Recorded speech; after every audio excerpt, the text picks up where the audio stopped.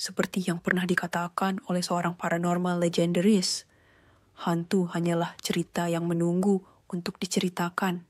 Di setiap sudut kota, di setiap desa yang jauh dari hiruk-pikuk, ada kisah yang menunggu dihembuskan kembali lewat napas gemerlap malam.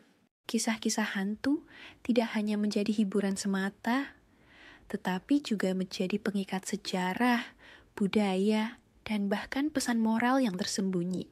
Berapa banyak dari kita yang tahu bahwa setiap wilayah memiliki hantunya sendiri dengan kisah dan asal-usul yang begitu dalam menyentuh kehidupan masyarakat. Mari kita menyelami beberapa kisah paling menyeramkan dari sudut-sudut kota di Indonesia.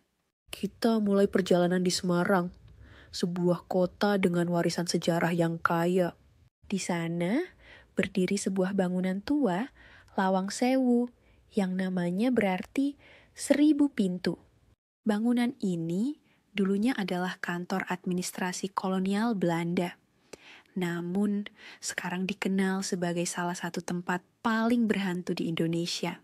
Banyak yang berkata bahwa jika Anda berada di sana saat malam, suara langkah kaki prajurit Belanda akan menghantui lorong-lorong yang panjang dan gelap. Ada juga kisah tentang hantu wanita yang mengenakan pakaian putih panjang, melayang tanpa suara, mencari sesuatu yang tidak pernah ditemukan. Orang-orang percaya bahwa ruh-ruh di Lawang Sewu adalah saksi dari penderitaan masa lalu, ketika para tahanan disiksa di ruang bawah tanahnya. Dari Semarang, kita melangkah lebih jauh ke barat, menuju Jakarta.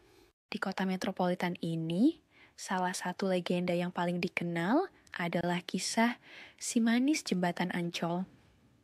Konon, hantu ini adalah roh seorang wanita muda bernama Mariam yang dibunuh secara tragis di dekat jembatan tersebut. Banyak pengendara motor yang bersumpah telah melihat sesosok wanita berdiri sendirian di pinggir jalan, hanya untuk menghilang saat mereka mencoba mendekat. Kisah ini, meskipun menyeramkan, sering digunakan sebagai pengingat untuk menjaga kehormatan dan melawan kekerasan terhadap perempuan. Sebuah pelajaran sosial yang tetap relevan hingga hari ini. Sekarang kita berlayar ke Jawa Timur, menuju Malang. Kota ini memiliki sebuah villa tua yang dikenal sebagai Rumah Hantu Ijen. Villa ini pernah dihuni keluarga kaya, tetapi sejak pembunuhan misterius terjadi, tempat ini menjadi kosong, dan cerita seram mulai berkembang.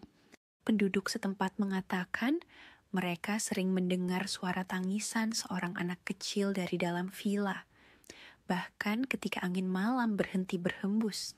Ada juga laporan tentang bayangan tanpa kepala yang muncul di jendela. Rumah ini bukan hanya pusat kisah hantu, tetapi juga menjadi simbol dari bagaimana tragedi dapat meninggalkan jejak spiritual yang mendalam. Dari Jawa Timur, kita melompat jauh ke Sumatera Barat, ke Bukit Tinggi. Di sana berdiri Fort de Kock, sebuah benteng peninggalan Belanda. Tapi, sejarah yang mengerikan di sekitarnya lebih menarik daripada bangunannya sendiri. Cerita tentang seorang tentara Belanda yang bunuh diri di sana karena tekanan perang sering menjadi bahan cerita lokal. Mereka mengatakan bahwa jika Anda berdiri di bawah menara benteng pada pukul 3 pagi, Anda akan mendengar suara nyanyian lirih. Seakan suara dari seseorang yang rindu akan rumah, tetapi tidak pernah kembali. Benteng ini adalah pengingat akan konflik dan penderitaan yang terjadi selama penjajahan. Tidak lengkap rasanya membahas cerita hantu di Nusantara tanpa menyebutkan Nusa Tenggara Barat, khususnya Pulau Lombok. Di tengah pulau yang indah ini, terdapat sebuah tempat bernama Hutan Sesaot. Meskipun hutan ini sangat cantik dengan pohon-pohon raksasa dan aliran sungai yang jernih, ada cerita menyeramkan tentang makhluk penunggu pohon. Banyak orang yang mengaku melihat bayangan besar bertubuh tinggi di antara pepohonan dengan mata merah yang mengikuti setiap langkah mereka. Penduduk percaya bahwa ini adalah roh penjaga hutan, marah karena perusakan lingkungan yang terus terjadi. Kisah ini menjadi peringatan untuk kita semua tentang pentingnya menjaga alam. Dari Lombok, kita menuju ke bagian timur Indonesia, ke Sulawesi Selatan, di mana terdapat kisah dari Makassar tentang hantu Karaeng dalam rimbunan pohon bambu. Karaeng adalah gelar bangsawan, dan menurut cerita, seorang Karaeng yang dihormati pernah dikubur di sebuah pemakaman tua yang sekarang ditutupi oleh pohon-pohon bambu yang tebal. Pada malam hari, orang-orang mengatakan bambu-bambu itu bergerak sendiri, walaupun angin tidak berhembus. Mereka juga mendengar suara tepuk tangan atau nyanyian adat yang halus dari dalam rimbunan, seakan Karaeng masih menyaksikan dunia yang ia tinggalkan. Dengan mendengar semua kisah ini, muncul satu pertanyaan besar. Mengapa kita menyukai cerita hantu? Apa yang membuat cerita-cerita ini melekat dalam ingatan kita? Jawabannya, mungkin ada pada bagaimana cerita-cerita ini menghubungkan kita pada sesuatu yang lebih besar.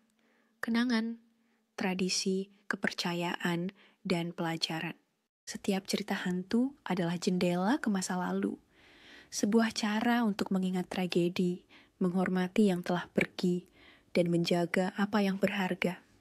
Ada yang mengatakan bahwa hantu adalah pesan dari yang tak terlihat, sebuah pengingat tentang apa yang telah kita lupakan, kata paranormal tersebut. Jadi, saat malam tiba dan angin mulai berbisik, pikirkan kembali kisah-kisah ini. Apakah ini hanya cerita, atau mungkin sebuah pesan dari masa lalu yang menunggu untuk diceritakan kembali?